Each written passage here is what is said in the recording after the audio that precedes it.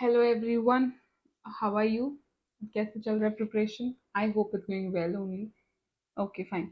सो अभी तक we have covered 2021 की पॉलिटी के पीवाईक्यूज. हिस्ट्री के सर ले रहे हैं, सर ने भी 2 सेशन ले लिए हैं. I have also taken 2 session.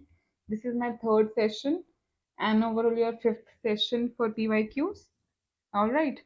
So in this I'll be covering 2022 के ना 12 questions हैं. तो I'll take it. उसमें भी थोड़े governance predominantly हैं. So we'll see. Okay. The very first question is, if a particular area is brought under fifth schedule of Constitution of India, which one of the following statement best reflect the consequences of it? ठीक है. So basically it's about your schedule. And fifth schedule के अंदर अगर कोई भी area आता है तो कौन से कॉन्सिक्वेंसेज होंगे. The very first statement is, this was prevent transfer of land to tribal people for non tribal people. This would create a local self-governance body in the area. This would convert that area into a union territory. The state having such area would be declared a special category state. Okay, so basically fifth schedule is about scheduled tribes. Okay, so that is why statement A is correct. This was prevent the transfer of land of tribal people to non-tribal people. Land protection देंगे. That is why the answer here is A. The fifth schedule empowers the governor. ये याद रखना paper के लिए. To prohibit, it is the governor who does that. Restrict land transfer from tribal to non-tribal to protect the interest. So the answer here is A. All right.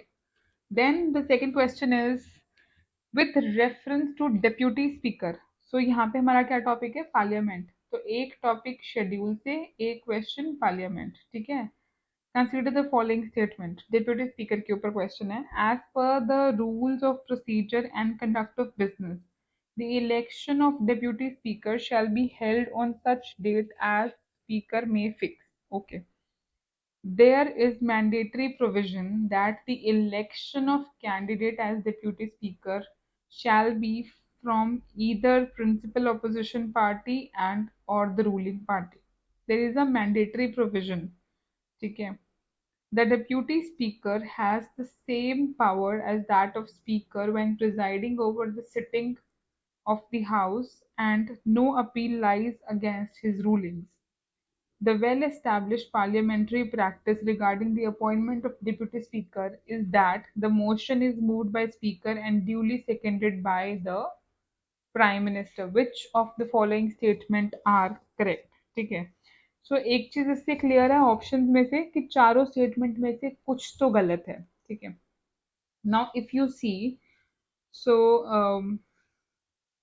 statement 2 here is incorrect, which says there is a mandatory provision that election of candidate as deputy speaker of Lok Sabha shall be from principal opposition. This is not a mandatory, this is by convention. All right.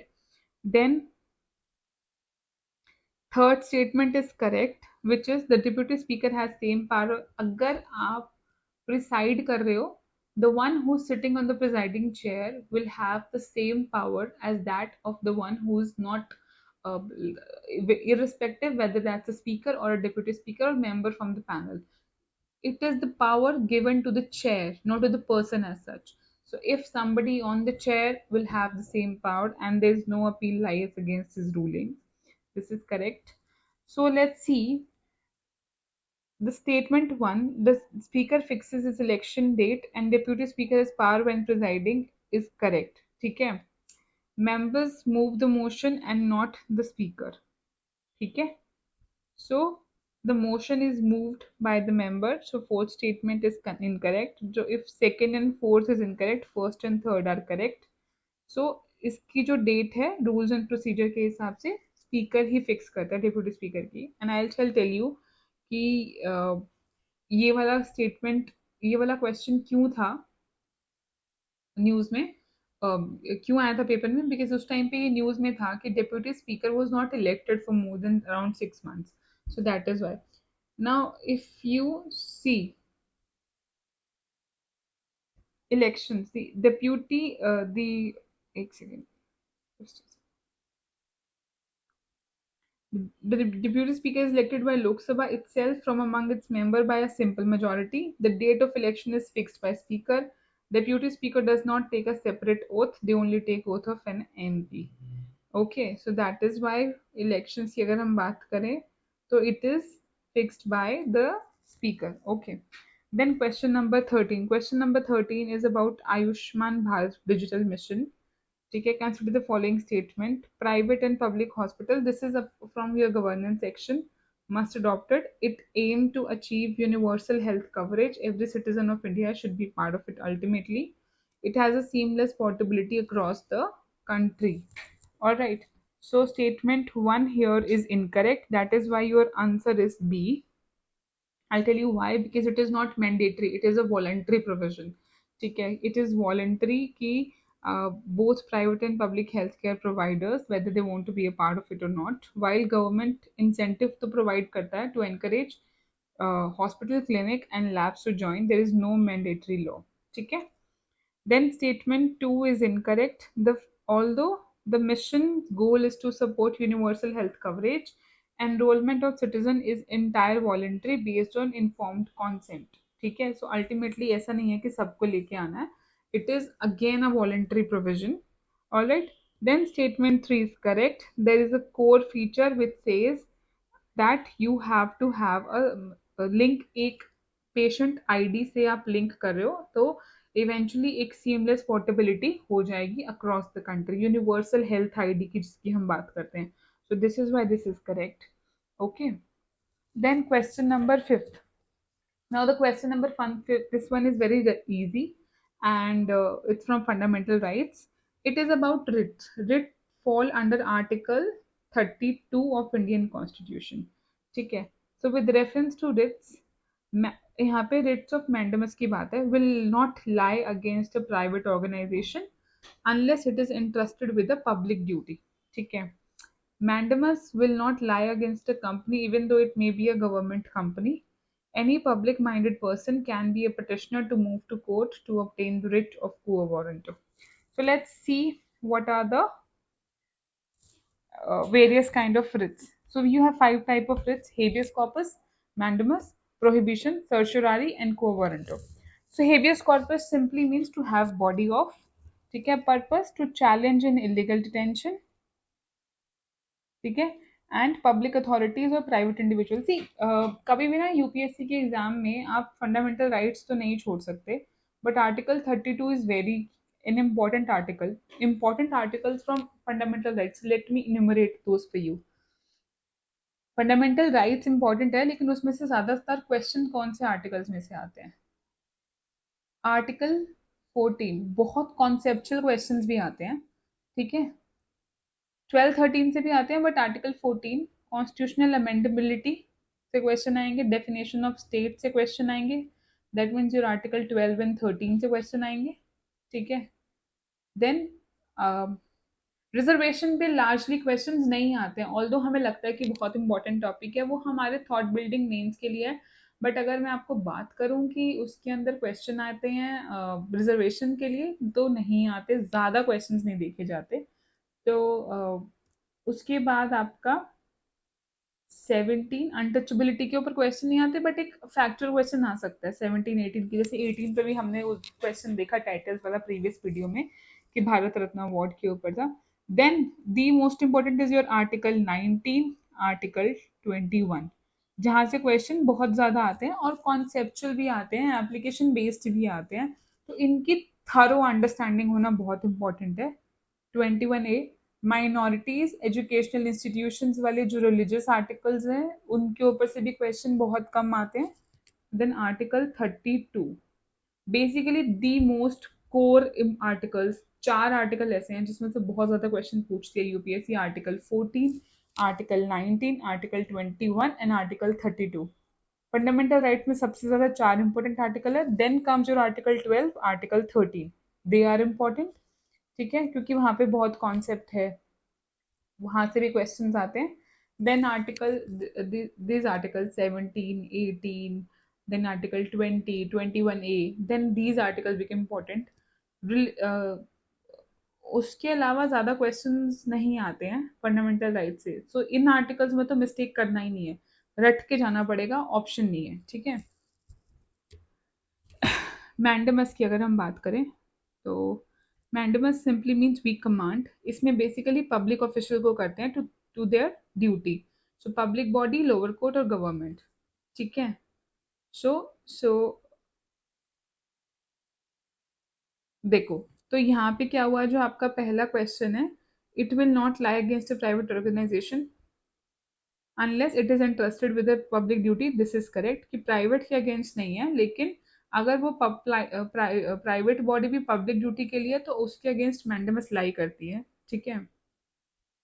Will not lie company even though it may be a government company, ठीक है, this is also correct, it is against public body, lower court and government, companies के against नहीं है।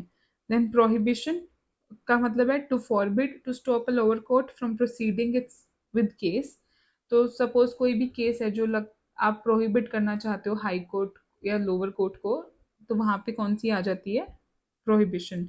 Lower court और tribunal, certiorari to be certified to quash an order pass by lower court, अगर आपको किसी lower court के order को खारिज करना है तो certiorari. Then quo warranto, by what authority, यहाँ पे हम क्या पूछते हैं, when you say quo warranto मतलब whenever you are performing any act, by what authority are you performing that particular act, to challenge a personal claim to a public office, person holding a public office, तो यहाँ पे आपका क्या है question, any public-minded person can be a petitioner to move to court to obtain writ of quo warranto. This is correct. तो कोई भी जा सकता है. That is true. You can take your PIL and go to court. There is no harm. So answer here is D. Which of the following statement are correct? All three are correct. Okay. Now let's move to the next question, which is your about constitutional body. See, constitutional body attorney general के ऊपर question है, but अगर आप देखोगे you get very less question unless थोड़े current related question आए on your bodies, bodies के ऊपर जैसे नीति आयोग जब बनी थी तब उसके ऊपर क्वेश्चन आए थे, ऑल ऑफ सडन उससे क्वेश्चन आने के चांसेस कम है जब तक सपोज उसका कोई रीऑर्गेनाइजेशन नहीं होता, कोई स्ट्रक्चरल चेंजेस नहीं आते, कोई नई बॉडी रिप्लेस करने के लिए नहीं लाते, ठीक है। तो अगर कुछ जैसे सपोज कोई फंडामेंट फाइनेंशियल कमीशन का रीऑर्गेनाइजेशन कर दिया था, तो वहां से फिर क्वेश्चन आने के चांसेस हैं, अदर देन इतने क्वेश्चन इस एरिया से भी कम क्वेश्चन आते हैं।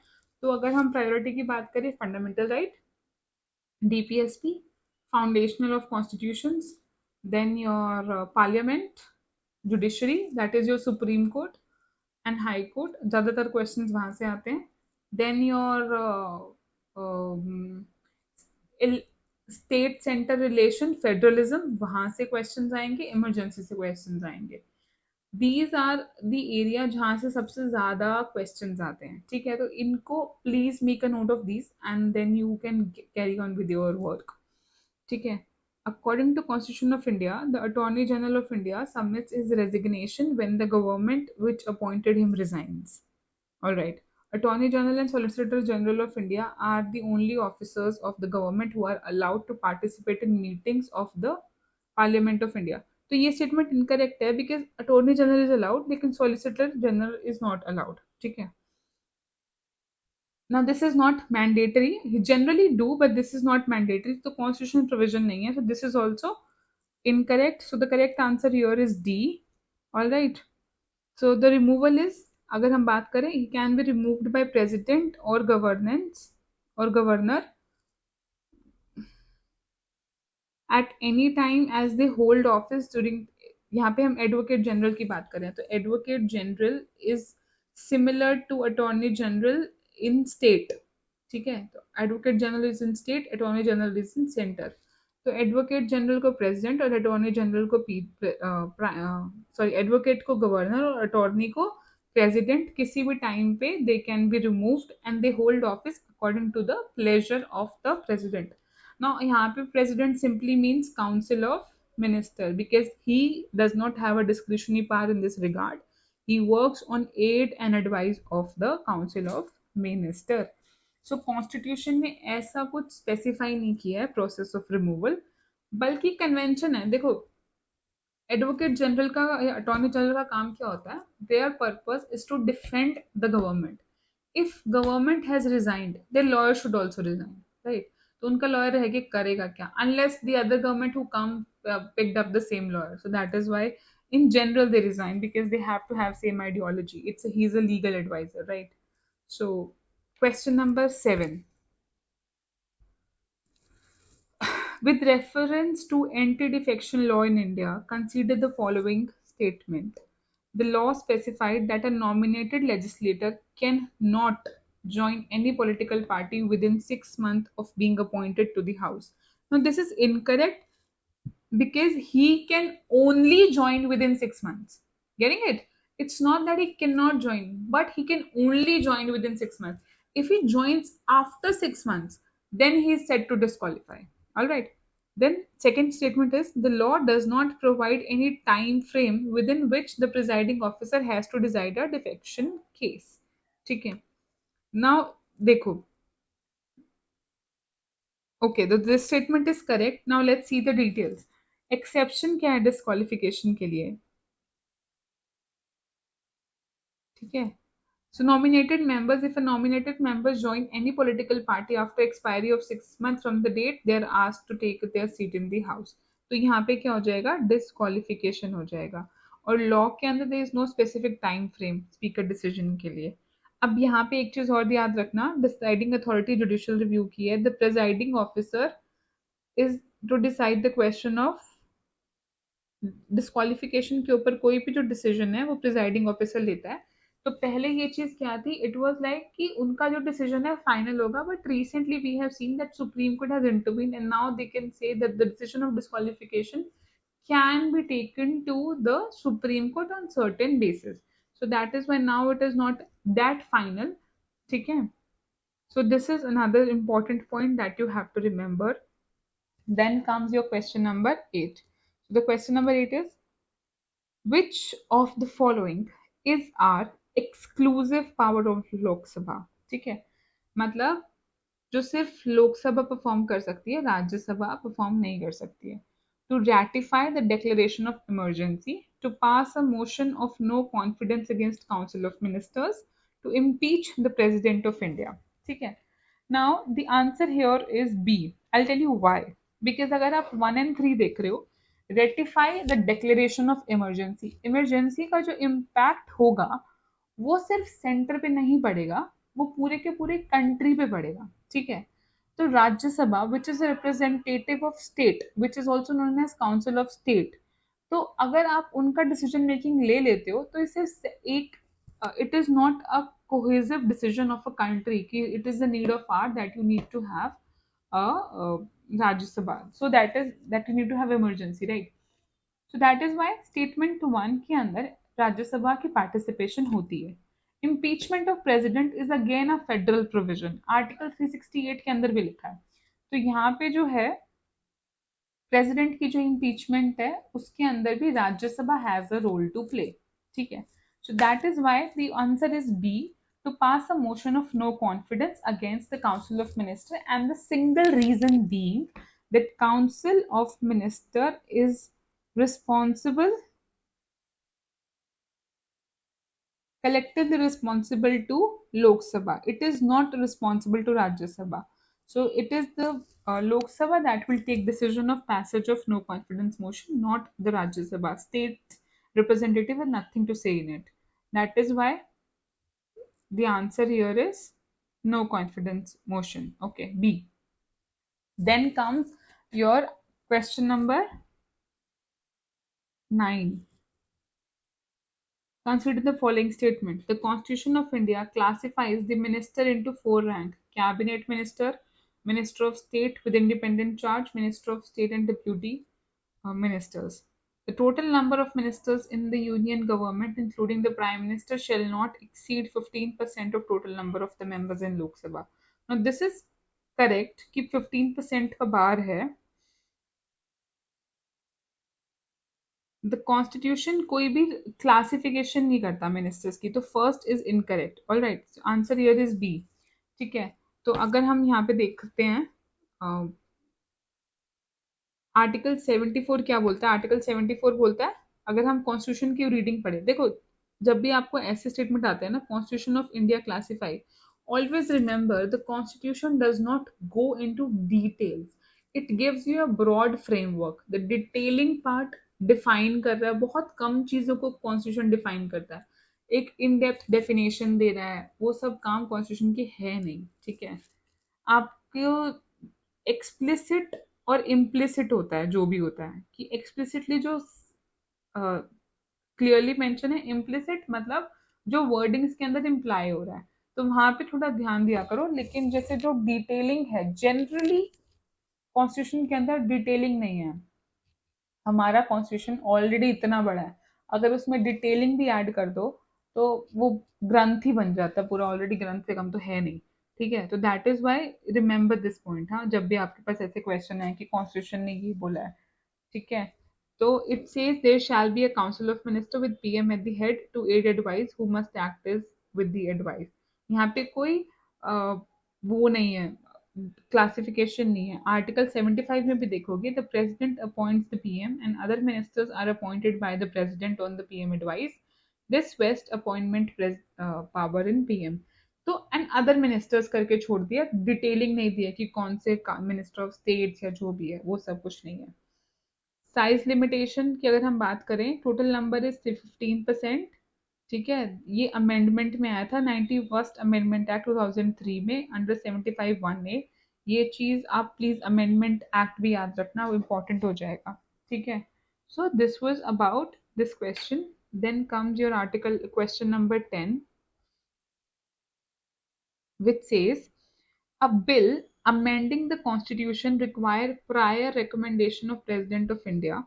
दैट मीन आपका जो कॉन्स्टिट्यूशनल अमेंडमेंट बिल है उसमें प्रायर रिकमेंडेशन चाहिए होती है प्रेसिडेंट ऑफ इंडिया की। When a constitutional amendment bill is presented to the President of India, it is obligatory for President to give his or her assent. A constitutional amendment bill must be passed by both the Lok Sabha and Rajya Sabha by a special majority, and there is no provision of joint sitting. ठीक है। So, statement number 2 here is correct. President does not have any veto when it comes to Constitutional Amendment Act। अगर हम introduction की बात करें, दो introduction कोई भी हाउस कर सकता है, लेकिन इसके अंदर प्रेसिडेंट की प्रायर रिकमेंडेशन जरूरत नहीं है, ठीक है। Passage it must be pass by special majority, ठीक है, and there is no provision of joint sitting. This give Rajya Sabha equal and final power to veto the constitutional amendment, and that is why there is no reason for joint sitting। See, constitutional amendment क्योंकि सिर्फ इसके अंदर states का भी से होता है, और हम स्टेट्स को तो इन्वॉल्व करते नहीं हैं अमेंड करने के लिए, क्योंकि फेडरल प्रोविजंस ही है ना।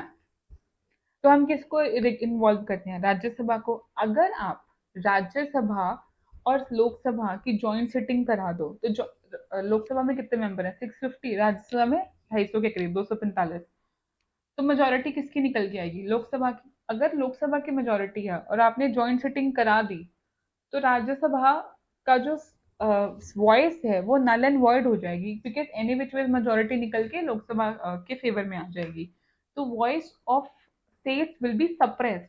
तो इसलिए क्या प्रोविजन रखी गई थी कि जब भी संविधान को बदलने या फिर कॉन्स्टिट्यूशनल अमेंडमेंट की बात आएगी, तो there will be no joint sitting, ताकि स्टेट्स के जो रिप्रेजेंटेटिव हैं have their own say, have their own voice, and their voice is being respected equally to the Lok Sabha. Okay, that is why there is no provision of joint sitting when it come to your Constitutional Amendment Act. Okay, so that is why the statement 3 is incorrect, correct, and statement 1 is incorrect. All right, so the answer here is 2 and 3. Okay, B. So this we have discussed. Then question number 10. With reference to the constitution of consider the following statement. Government law officers and legal firms are recognized as advocates, but corporate lawyers and patent attorneys are excluded from recognition as advocates. Bar councils have power to lay down the rules relating to legal education and recognition of law colleges.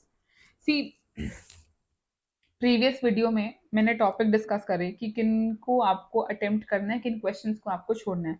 अब ये जो इस type के questions होते हैं ना, बहुत technical, बहुत डिटेल में, इन क्वेश्चन को you simply leave.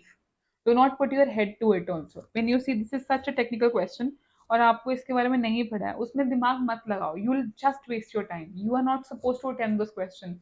Those question are just placed in the paper ताकि आप लोग उसको अटेम्प्ट ना करो. नाउ इमेजिन अगर यूपीएससी सारे ही क्वेश्चंस पढ़े हुए डाल दे तो नीट वाला हाल हो जाएगा. 200 नंबर के ऊपर बच्चे बैठे हैं 10-10. अब फिर किसको लेना है, किसको मत लो. ठीक है, तो that is why what you are saying is कि ये ऐसे क्वेश्चंस को छोड़ देना चाहिए वहीं पे. लेकिन अगर आपने पढ़ा है तो आप कर लो. ठीक है, तो इसका करेक्ट आंसर है answer B, which is only 2. So the Bar Council of India regulates legal education, recognition of college, and the distinction is not legally accurate under the Advocate Act is the way. ठीक है. Then question number 11. Consider the following statement. Pursuant to the report of H.N. Sanyal Committee, the Contempt of Court Act 1971 was passed. The Constitution of India empowered the Supreme Court and the High Court to punish for contempt for themselves. The Constitution of India defines civil contempt and the criminal contempt. In India, the Parliament is vested with power to make laws on contempt of court. ठीक है, तो हमने पहले क्या define किया था और discuss किया था कि कॉन्स्टिट्यूशन डिफाइन नहीं करता. तो ये स्टेटमेंट इनकरेक्ट है. डेफिनेशन लॉ से आएगी, बस उसमें लिखा हुआ है. ठीक है. In India, the parliament is vested with the power to make laws. Correct? Who has the lawmaking power? Parliament. ठीक है. So statement 3 is incorrect and statement 4 is correct. So answer is your B. Alright. So the Sanyal Committee led to 1971 Act, which is correct. अगर आपको ये नहीं भी पता था, because this is a very factual information, नहीं भी पता है, तो just by eliminating you can see कि answer is B. Okay. And both High Court and Supreme Court have power to punish for the contempt for themselves. So that is why the answer here is B. Alright, so this was about these 12 questions that we have discussed. Okay, and we have already discussed which question are to be left alone and which questions are to be discussed taken. So इस particular year के अंदर बहुत सारे ऐसे question थे जो attemptable थे. सिर्फ एक या दो क्वेश्चन थे जो ट्रिकी थे, जिनको छोड़ना चाहिए था. Rest because number of questions were less, so शायद इसीलिए more of the question were attemptable. So कभी भी पेपर में ना कोई भी सब्जेक्ट छोड़ के मत जाओ. सारे सब्जेक्ट का एटलीस्ट बेसिक करके जाओ, बिकॉज यू नेवर नो किसके बेसिक क्वेश्चन ज्यादा आ जाए. ठीक है, एक बैलेंस तो होता है पेपर में, बट कभी भी स्क्यूड इतना नहीं होता. But still you should have all your check bucket list done ना इस सब इसके अंदर. So that is why in the next video we'll be covering our session 4 for polity year 2023 के हम PYQs देखेंगे. एंड आई वुड सजेस्ट कि आप प्लीज इनको प्रैक्टिस करो प्रॉपरली. कोई भी डाउट है, कोई भी क्वेश्चन है, please reach out to me. Okay, thank you, have a nice day.